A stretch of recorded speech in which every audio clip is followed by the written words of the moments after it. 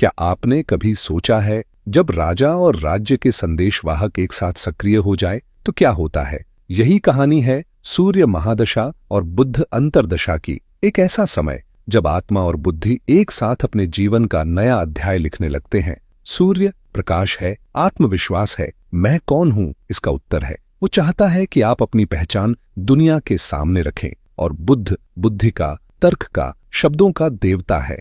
वो सिखाता है बोलने से पहले सोचो, और सोचो तो गहराई से सोचो। जब ये दोनों ग्रह साथ काम करते हैं तो जीवन में एक नया संतुलन आता है, जहां विचार और कर्म दोनों दिशा में बढ़ते हैं। इस समय व्यक्ति की कम्युनिकेशन स्किल, लीडरशिप क्वालिटी और प्रेजेंटेशन कमाल की होती है। यह समय है जब शब्दों से आप रोशनी फैला सकते हैं, क्योंकि सूर्य आपको मंच देता है और बुध आपकी आवाज को अर्थ देता है। लेकिन हर प्रकाश की एक छाया होती है। यह काल यह भी सिखाता है कि अगर बुद्धि अहंकार की दास बन जाए तो ज्ञान भी भ्रम बन जाता है। सूर्य कहता है मैं जानता हूं, और बुध कहता है मैं समझता हूं। अगर ये दोनों आपस में सामंजस्य में हो तो इंसान समाज में प्रकाश फैलाता है। पर अगर सूर्य की रोशनी बहुत तेज हो जाए तो बुध का तर्क जल सकता है, और फिर व्यक्ति निर्णय तो लेता है पर करुणा खो देता है।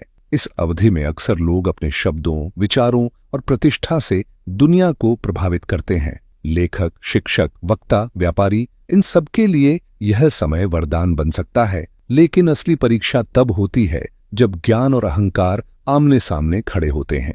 क्या आप अपने ज्ञान को सेवा बना पाएंगे या उसे अपने मैं का गहना बना देंगे?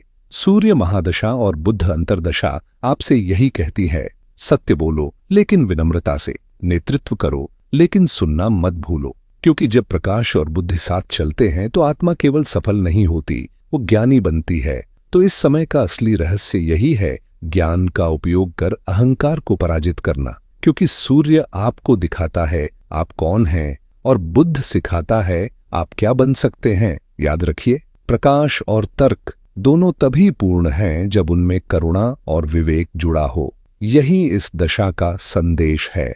बोलो, सोचो और चमको, लेकिन भीतर की रोशनी को कभी न भूलो।